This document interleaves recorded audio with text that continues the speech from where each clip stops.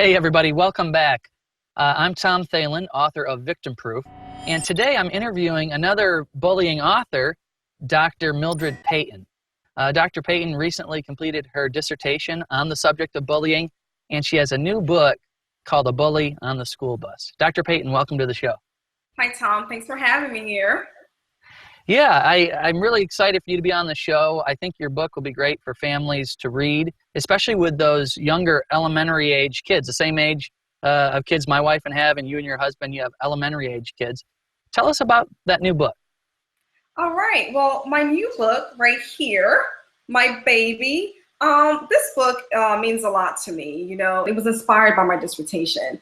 Once I completed my study, I was just so I was just so appreciative of the parents that took the time to participate in my study and just the rich information that I gathered. And I just felt the need to just keep going forward and talk more about this topic. So I hope that I can just continue to just, keep the topic alive and just build more awareness around this topic.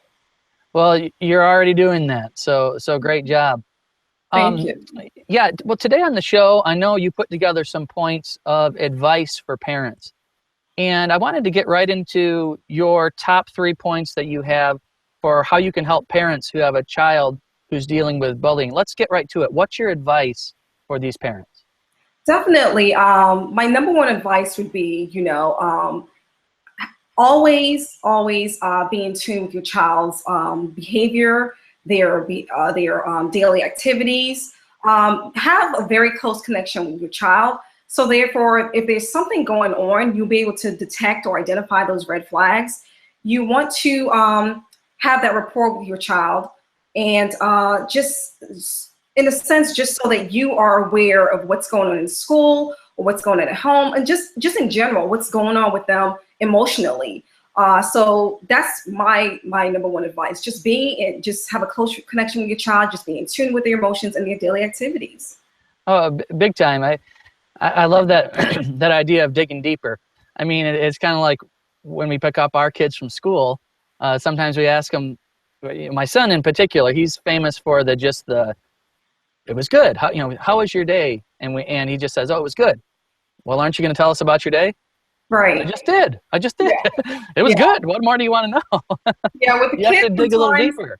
That's right. We got to probe. We got to dig deeper and just say, well, what made your day good? Why was it bad? Or just ask more questions just to get a better sense of how their day was. Yeah, absolutely.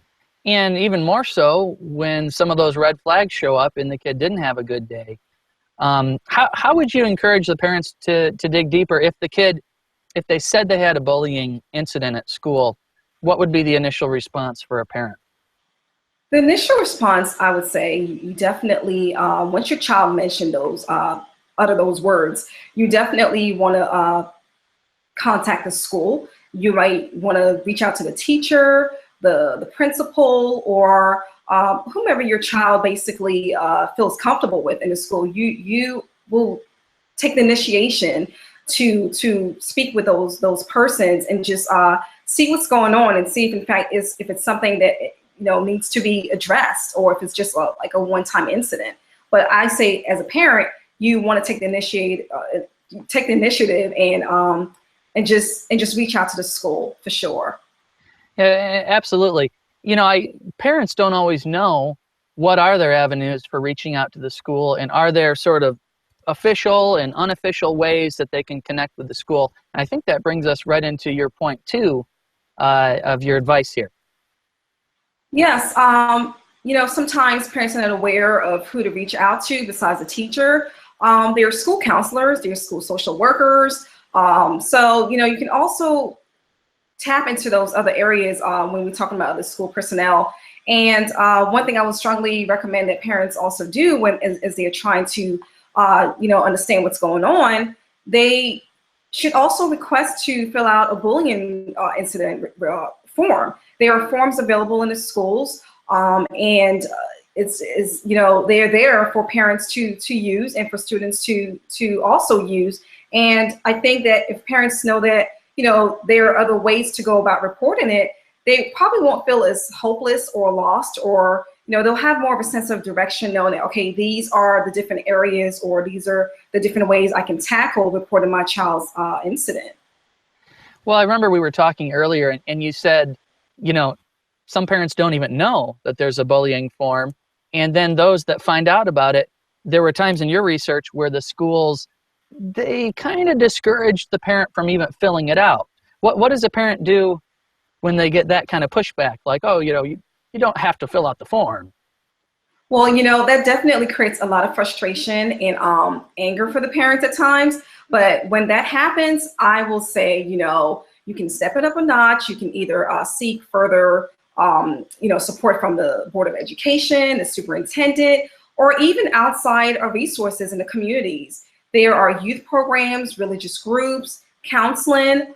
There are anti-bullying websites that can give you a lot of resources and tips as to how to handle the problem. So there is hope. There is some sort of relief to know that, okay, if the schools are not giving me the responses or feedback that I need, there you can also, again, explore other areas outside of the school and see how they can better help you, because I strongly believe that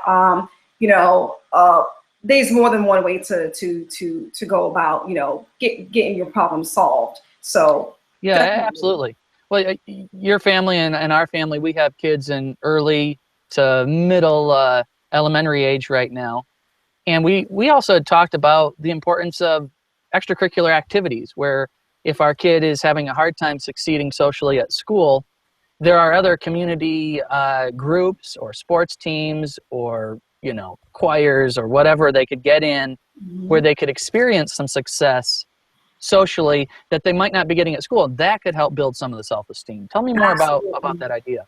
Absolutely. When you have a child that's experiencing bullying, one way to kind of help them out is to, like you said, just get them involved in other groups, where they'll feel like, like that they're valuable, that they have something to offer, and a place that can boost their self-esteem.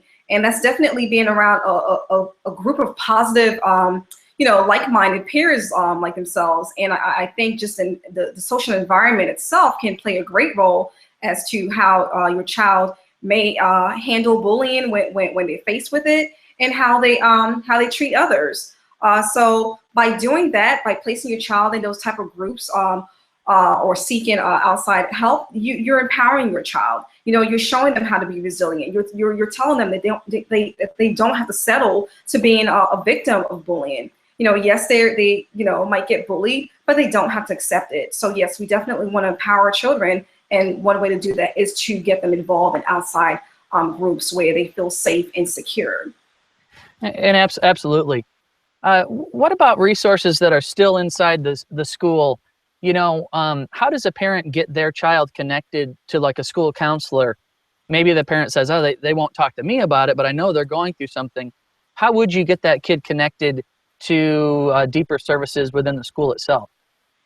As a parent, it's my job to basically, do the best I can do for my child to make sure that, that they're going to be at a point where they feel safe and everyone has a, peace of mind. So I will definitely continue to elevate. You reach out to the coach, the music teacher, whoever you can, whoever attention that you can grab. Just continue to reach until you get someone to listen to you, and someone who's willing to work with you. And also inquire about peer mediation groups. In my study, in my study, I realized that there are previous researchers out there that pretty much concluded that peer mediation groups are very successful. Those that are placed in schools can be a great source of outlet for the child who's being bullied, and it gives them, again, a sense of empowerment and unity to be in a place with other, I guess, students, who they feel comfortable with. So it's a sense of, just, I guess, again, unity and working together. And working together being a big key to this whole thing. I know in your research, we talked earlier that you saw a difference between the parents that worked with the schools and the parents who felt pitted against the schools, and how much results they got. Tell us about how that went in your research. Well, the parents that work with the schools, like in a sense of partnership and just making a collective effort, it did seem that the issue did subside, that they received the results that they were expecting. I guess the school administrators were more willing to help and listen to the parents when they in fact show that, okay, we're in this together. I'm not attacking you. I'm just saying that this is an issue that's going on in your environment, and what's the best way we can tackle this issue together. So there were greater responses when the parents did approach the school in a more collective manner. So it makes sense. I'm on your side. We're working together, rather than I can't believe you're not helping my kid, and sort of pointing the finger of blame at the school. Sure. Oftentimes the school doesn't even realize how bad of an issue it is until you raise the issue again and again, like you said today. Absolutely. Well, before we close out the session, I just want to see what your final words of advice are for parents in the home with their kid. Let's say the bullying has gone on for a long time and they've exhausted a lot of what they've seen as the traditional roads to recovery. What can they still do in the home to help their child? You definitely want to lay a strong foundation. You want that sense of family, of community.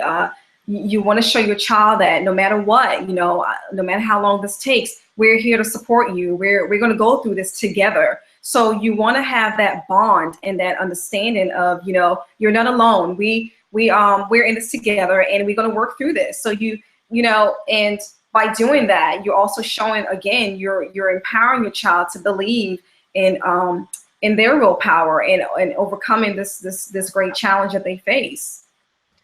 Absolutely. And that's the hope for any family out there, is that together they can get through it. And there is an other side to bullying. Yeah. Dr. Peyton, thanks for being on the show today. Where can an audience get a copy of your book? My book is currently available on Amazon online and Barnes & Nobles online, also exlibris.com and Create Space. So there's plenty of online bookstores that you can find my book. And you can also go directly to my website at www.drmildredpeyton.com, and you'll be able to find my book there. Well, go out there, grab a copy of Dr. Peyton's new book. It's called A Bully on the School Bus. Thanks again for being on the show, Dr. Peyton, and thanks for watching this episode of Victim Proof.